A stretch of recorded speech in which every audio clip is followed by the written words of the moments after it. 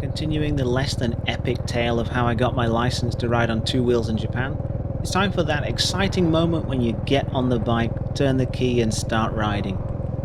The first lessons had us get familiar with the different parts of the bike, how to pick it up when it's on its side, and how to walk around with it both forwards and backwards. I was surprised at how heavy the bike was. The CB400 SF that pretty much every school uses weighs about 200 kilograms. The course at the school I went to is divided into two areas, one part that cards and bikes share, and the other which is for bikes only. You stay in the bike zone for the first stage, and then spend more time on the main course in the second stage. To go on to the second stage, you have to take a test to make sure you can actually do the things you've been learning. That first lesson was so much fun. After we'd figured out how to stop safely, we went onto the bike course and just rode around and around and around. It was amazing. I didn't want to get off. I knew I'd made the right choice in doing this at that point.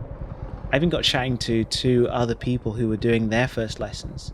This is not normal for me for whatever reason. Not that Japanese people are unfriendly, but it was cool to get chatting with people after only having met them an hour earlier. I didn't have the same experience at all for the rest of the time I was learning.